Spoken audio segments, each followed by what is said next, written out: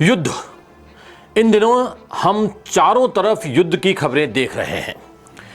TV screen से लेकर mobile तक और मोबाइल से लेकर अखबारों तक हर जगह सेना और सेना के संघर्ष की तस्वीरें हैं, खबरें हैं। खाड़ी देशों में सेनाएं सीमा पर डटी हैं। भारत में भी हमारी सेनाएं पूरी मजबूती से अपनी जिम्मेदारी निभा रही है।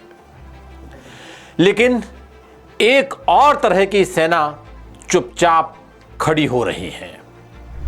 ये सेना सीमा पर नहीं, समाज के भीतर बन रही है। ये सरकार नहीं बना रही है, इसे बना रहा है आम आदमी। चतुरंगनी सेनाएं, संगठनों की सेनाएं, पहचान की सेनाएं। बात हम शुरू करते हैं। हाल ही में शंकराचार्य स्वामी अविमुक्तेश्वरानंद सरस्वती ने भी एक सेना खड़ी करने का ऐलान किया है।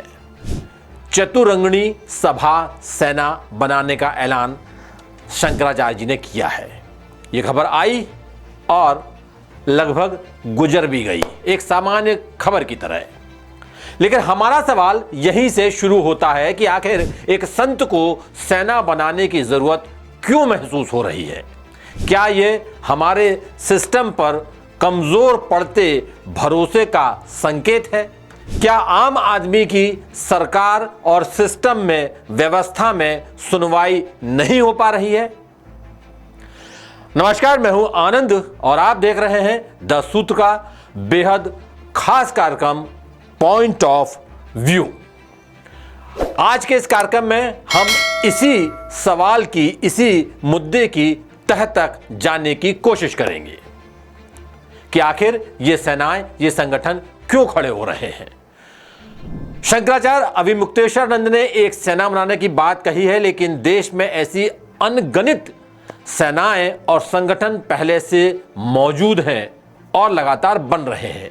करणी सेना, बजरंग दल, शिवसेना, हिंदू वाहिनी, ब्राह्मण सेना, भीम आर्मी, मराठा क्रांति मोर्चा, पटेल पाटीदार आंदोलन समिति, National Council of Churches in India, All India Christian Council, Evangelical Fellowship of India, Young Men's Christian Association, Jamiat Ulema e Hind, All India Muslim Personal Law Board, Popular Front of India, Student Islamic Organisation, Jamaat Islami Hind, All India Majlis e Ittehadul मुस्लिमीन।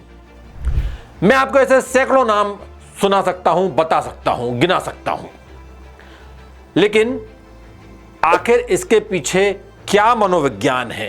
क्यों इस तरह के संगठन खड़े हो रहे हैं? क्यों इस तरह की सेनाएं खड़ी हो रही हैं? इसकी आखिर जरूरत क्या पड़ रही है? इसका मनोविज्ञान क्या है? क्या एज एन इंडिविजुअल, यानी व्यक्तिगत रूप से मेरी सुनवाई नहीं होगी? ये डर मुझे इन संगठनों की ओर खींच रहा है। इस सवाल पर ज्यादातर लोग हामी भरेंगे। इसकी वजह यह है कि सिस्टम में आम आदमी की सुनवाई नहीं होती है। इसलिए आम आदमी संगठनों की छांव में आना चाहता है और यही वजह है कि हमारे समाज में ऐसी सेनाएं, ऐसे संगठन आकार ले रही हैं। हर बात को जातिगत रंग दे देना, फिर बात चाहे मेरिट लिस्ट की हो या फिल्मों की हो, घूसखोर पंडित के फिल्म की बात हो या दूसरी फिल्मों की बात हो, हर बात में जातिगत एंगल को लगा देना, फिट कर देना अब बिल्कुल न्यू नॉर्मल होते जा रहा है। कोई प्रशासनिक अधिकारी भ्रष्टाचार के मामले में फंसता है तो वहां भी ये बता दिया जाता है कि साहब ये सामान्य जाति का नहीं है, ये एससी है, ये एसटी है, ये ओबीसी है, ये मुस्लिम है, इसलिए इसको परेशान किया जा रहा है। कोई गलती करता है और उसे जातिगत रंग दे दिया जाता है। फला दलित है इसलिए उसे प्रताड़ित किया जा रहा है, फला ओबीसी है, फला मुस्लिम है इसलिए उसके साथ ये बदसलूकी की जा रही है। ऐसा कहकर बचाव की कोशिश होती है। असल में इंसान हमेशा से समूह में अपनी पहचान, आइडेंटिटी खोजता आया है। जाति, धर्म और भाषा ऐसी पहचान है जो आसानी से मिल जाती हैं। जब व्यक्ति को लगता है कि उसकी पहचान खतरे में है तो वो ऐसे संगठनों की ओर आकर्षित होता है और इसे मनोविज्ञान में सोशल आइडेंटिटी थ्योरी कहा जाता है। हर समुदाय के भीतर ये भावना पैदा की जा सकती है या की जा रही है कि उनके साथ नाइंसाफी हो रही है, वो पीछे छूट रहे हैं। इससे रक्षात्मक संगठन बनते हैं, जैसे धर्म की रक्षा, जाति के अधिकार, आरक्षण या दूसरे प्रतिनिधित्व। ये भावना वास्तविक भी हो सकती है और कई बार राजनीतिक रूप से पैदा भी की जाती है। इंसान को लगने लगता है या उसे महसूस कराया जाता है कि वो अकेला है और इसलिए कमजोर है। समूह में उसे ताकत मिलती है या ऐसा महसूस कराया जाता है कि उसको ताकत मिलेगी या मिल रही है। संगठन आपको आवाज और पहचान देता है, एक तरह की सामूहिक शक्ति का एहसास कराता है, जिससे आत्मविश्वास बढ़ता है।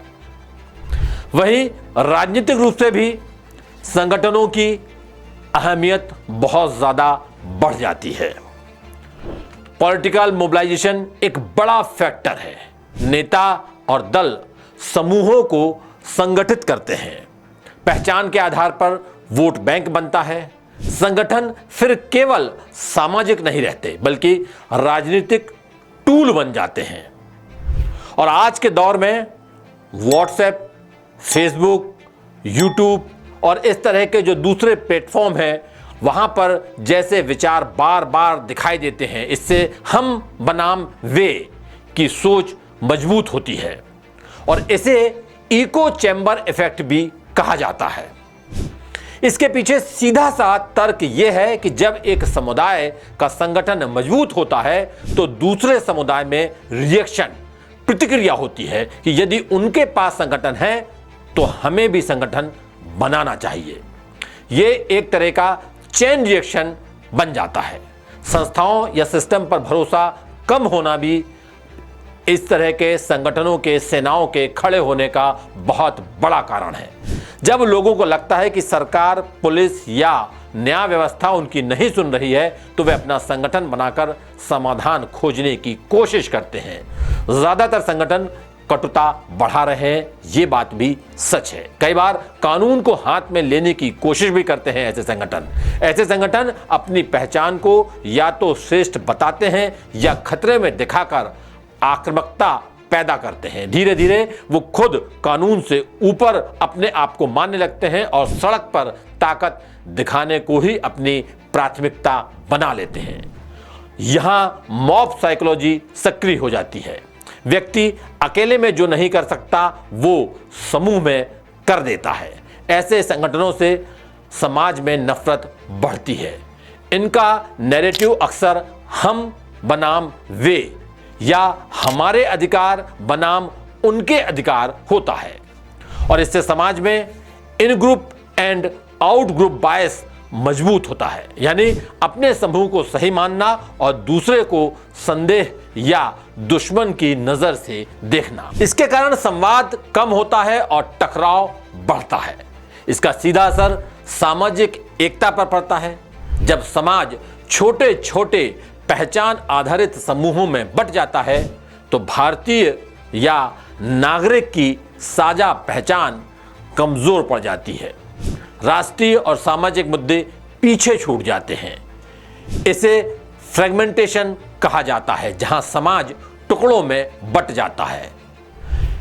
और इससे बचने के लिए हम क्या कर सकते हैं? इससे बचने के लिए व्यक्तिगत स्तर पर सोच की ट्रेनिंग देना बहुत जरूरी है। सबसे पहला बचाव यही है कि अपनी पहचान पर गर्व रखें, लेकिन दूसरे को कभी भी कतई कमतर ना माने। हर चीज को हम बनाम वे के नजरिए से ना देखें। यह क्रिटिकल थिंकिंग से ही आता है, यानी हर मैसेज, हर वीडियो, हर भाषण को सवाल करके समझना, क्वेश्चन करना, तर्क करना और उसको समझना कि आखिर ये कहना क्या चाहते हैं। इसके साथ ही शिक्षा और संवाद, ये दो बेहद जरूरी चीजें हैं जो समाज को एक रख सकती हैं। स्कूल और कॉलेज में केवल डिग्री नहीं, सामाजिक समझ भी सिखानी होगी। अलग अलग समुदायों के बीच संवाद बढ़ाना होगा। जब लोग एक दूसरे को समझते हैं तो डर और गलतफहमियां कम होती हैं, दूर होती हैं। मजबूत और निष्पक्ष संस्थाएं भी बेहद जरूरी हैं। कानून का समान रूप से लागू होना, पुलिस और प्रशासन का निष्पक्ष होना बेहद अहम है। जब लोगों को भरोसा होता है कि सिस्टम न्याय देगा, तब वे टकराव का रास्ता नहीं चुनते हैं या कम चुनते हैं। राजनीति और नेतृत्व की जिम्मेदारी भी बहुत अहम है। यही सबसे बड़ा फर्क पड़ता है। यदि नेता पहचान की राजनीति को भड़काते हैं तो समस्या बढ़ती है। यदि वे समावेशी भाषा बोलते हैं तो तनाव कम होता है। और सबसे महत्वपूर्ण बात यह है कि साझा पहचान को मजबूत करना। हम अपनी अपनी पहचान के साथ जी सकते हैं, लेकिन हमें अपनी सबसे बड़ी पहचान नहीं भूलना चाहिए। हम हिंदू, मुस्लिम या किसी जाति से पहले एक समाज हैं, एक देश हैं। हम सब में भारतीय होने की भावना है, क्योंकि जब पहचानें टकराती हैं तो समाज टूटता है, और जब पहचानें जुड़ती हैं तो राष्ट्र बनता है। अब चुनाव हमें करना है। हमें छोटे छोटे संगठन, छोटी छोटी सेनाएं बनानी है या एक बेहतर समाज खड़ा करना है। और यही फैसला तय करेगा कि हम विकसित भारत की ओर बढ़ेंगे या बटे हुए भारत में उलझे रह जाएंगे। ध्यान रखिए, बटेंगे तो टूटेंगे और एक रहेंगे तो नेक रहेंगे। आज सिर्फ इतना ही। अगले एपिसोड में फिर मिलता हूं किसी ज्वलंत मुद्दे को लेके। तब तक के लिए नमस्कार। लेटेस्ट,